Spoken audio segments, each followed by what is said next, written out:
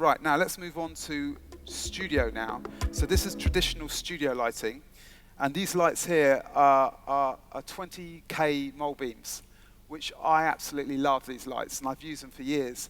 And they are basically like a massive parabolic mirror with a 20,000 watt tungsten or daylight bulb. And it creates a shaft of parallel beamed light. So you can imagine a shaft that comes out of that, rather than diverging like most film lights, it actually is parallel and it goes along like that. And I don't know if you've seen any of work by a guy called Janusz Kaminski, who's a director of photography for Steven Spielberg, and I think he shot like pretty much 90% of Spielberg's films. He's a big fan of these as well, and he loves to shoot with parallel beam lights, and it produces a kind of blockbuster kind of quality of light that I'll get onto later. So anyway, studio lighting. So what you're doing as a cinematographer with studio lighting is you're basically you're taking a situation that's fundamentally a blank canvas, and what you're doing is you're basically creating light, right? And so what you do is you go out in the real world and you notice how light kind of works, and what you're doing is you're building a sensitivity to light. So, you know, through my 25 years of working, the one thing that I'd say is the biggest kind of evolution for me is that I've become better at lighting. And I can't stress the importance of that to you today, right? So, you know, people talk about cameras and lenses and gimbal systems, and, you know, there's a big kind of movement in LED technology now, and everyone gets really caught up in the technology of things. But fundamentally, as filmmakers, the most important thing is to be sensitive to what you're doing, right? So for me, building a sensitivity to light was nothing to do with the equipment or, you know, what the budget was of the production. It was always to do with how I personally engage with light. And like I say, the most satisfying thing for me, the more I do this job, is the more fascinated by light I become, and the better at kind of seeing it and the better at manipulating it I become. And that's been the thing that's really kept me in the game, because as I say, there's so much competition now. So the way you want to sort of try and separate yourself off is by showing a craft-like expertise at what you're doing. Now, I would advise anyone who is starting out as a filmmaker to find something that they're really interested in and then explore that and try and specialize in that. Because to become good at anything really does take about 10 years. You know, Malcolm Gladwell talks about 10,000 hours to become expert in something. And for me, lighting really only took off for me after 10 years of learning what I shouldn't be doing or making mistakes, basically, you know. So anyway, back to the studio lighting. So what you're doing is you're as a cinematographer, you're learning about different lighting situations, and you're breaking these lighting situations down in your head, and you're kind of remembering them. So you're building up a kind of an archive of lighting situations that you can remember. And by analyzing them and by working out how it's actually, what the components of that light are, then when you get yourself into a situation like a studio, then what you can do is you can recreate the light, right? So studio is really about recreation of light, and location is about controlling light. So so when you first face with a big studio, and you have these sets being built, and you've got a gaffer saying to you, okay, what are we going to do? It can be a bit intimidating. And when I started, like I said, I was actually relatively young for the industry as a director of photography, and the producer I worked with said to me, you're a really inexperienced skipper at sea, and you need an experienced crew or your ship will sink. And that was really good advice. So what I did was I got myself a very experienced gaffer and a very experienced grip, an experienced focus puller, and their collective age was like centuries of experience. So when I was learning as a cinematographer, I was actually being taught the traditional filmmaking ways of working, which is all, like I say, using these big lights and having lots of rigging equipment and having lots of kind of cables, and quite work intensive. But I learned the traditional methods, and then through my career, as we progress, you'll see what I started to do was to strip these methods down and work out what's the important thing, what's worth holding on to, and what we can let go. Because as you're well aware, the technology has completely changed the industry now, and the landscape is entirely different. So culturally, we kind of, as filmmakers, we kind of cling on to our cultural heritage, and a lot of filmmakers still like to work with traditional methods, and they're not always necessary. So I started kind of realizing that maybe from a lighting perspective anyway, you can use the principles of cinematography that we learned, which is traditional methods, and you can bring them up to date. So what you don't want to do is you don't want to throw out the baby with the bathwater. You don't want to sort of reduce the kind of integrity of the lighting. You want to hold on to that. But what you want to try and do is do it in a more efficient way. So anyway, studios, as you can see, some dolly there, some track there, lights up here.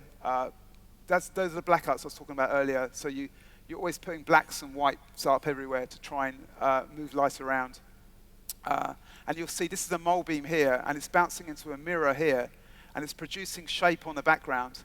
Now, that will become a bit more relevant the further into the lecture we get. But basically, parallel beamed light is what we're used to seeing.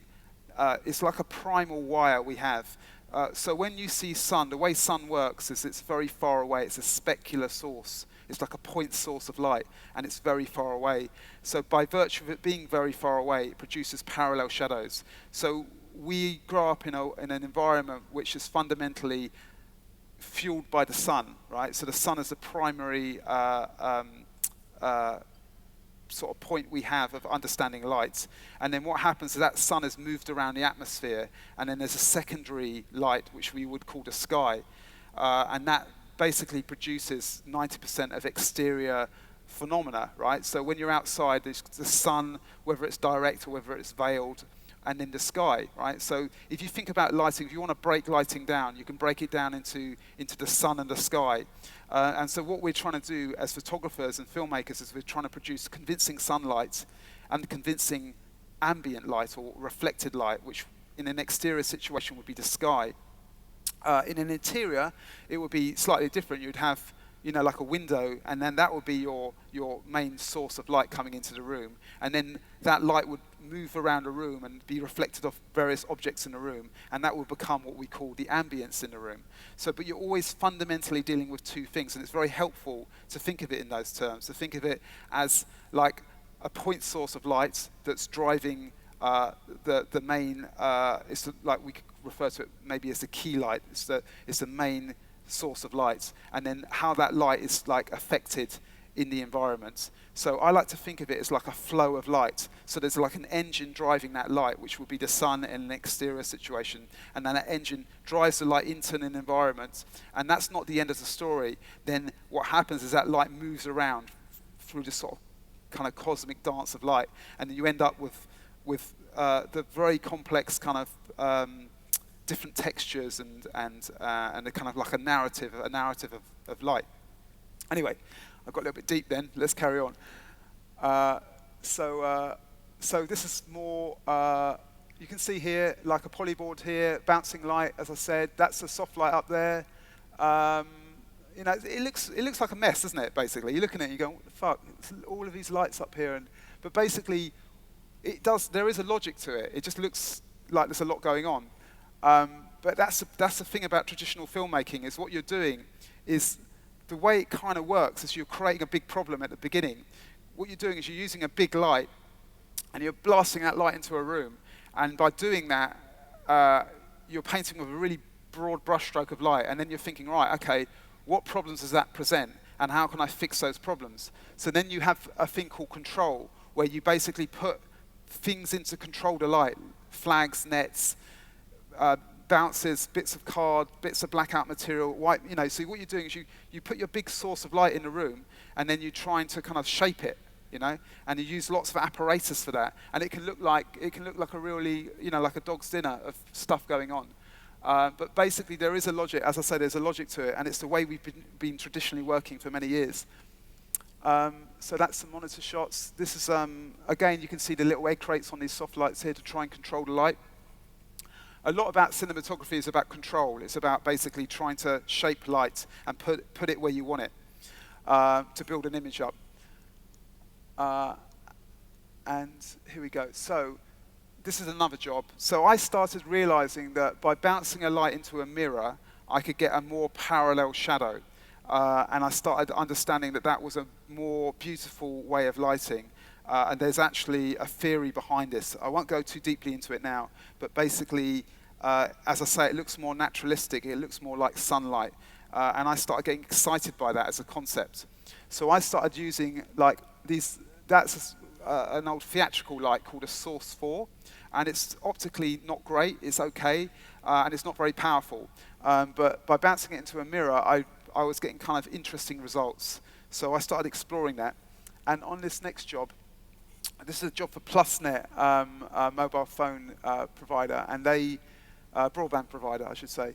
And so what we're doing here is we're taking an old 20K, no, that's a 10K tungsten light, and we're bouncing it into a mirror, and then we're putting it through this thing here, which creates a bit of shape.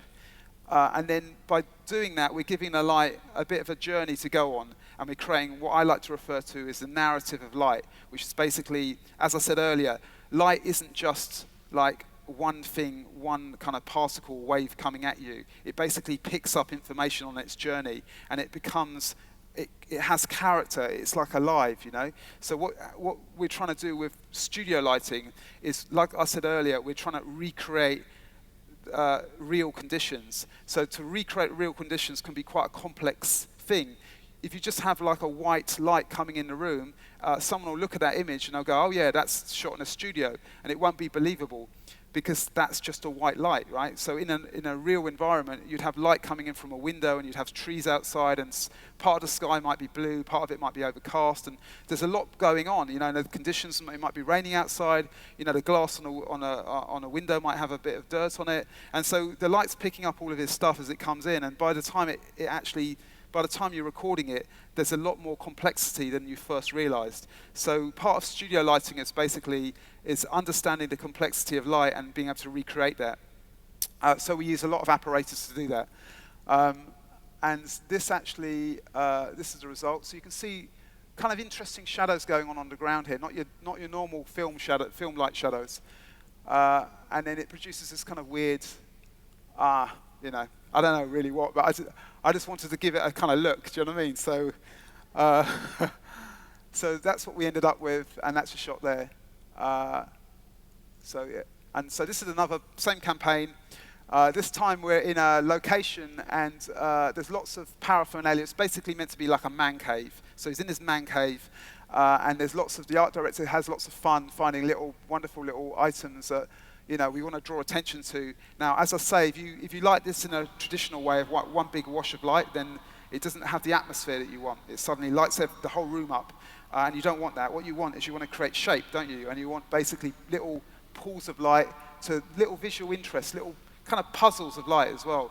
You want to sometimes you want to confuse the eye, you know, because we want to stimulate the viewer, right? So we want to have things going on in the frame that sometimes require more investigation to work out what's happening. And really, I think good photography does that. It has a sort of puzzle to it, you know, so it shouldn't always be clear cut. And sometimes it's good to make mistakes, and it's good to sort of embrace the mistakes or run with them a little bit. So again, what I'm doing is I'm putting lots of stuff up in the ceiling. There's little boom arms coming over here, and you know, it's quite labor intensive, but it's this philosophy I have of building things up in layers rather than just going for one brush stroke of light and trying to kind of reduce it down. It's like using little pools of light and trying to kind of create interest. And so that's the shot there. That's another angle there. It's a monitor, and then, oh yeah, so that's it. I haven't got any finished shots of that, unfortunately. So going back to traditional methods again, this is a shoot we did for a baby commercial, and basically, you can see there's a lot going on here. There's a big tower here, and there's some big lights here. And all of that, actually, all of that was for this shot here. It's kind of crazy, isn't it? It's just, you create this whole army of lighting outside, and it's actually quite a simple shot. Again, that's because we lost daylight, and we had to light at night to create a daylight morning shot.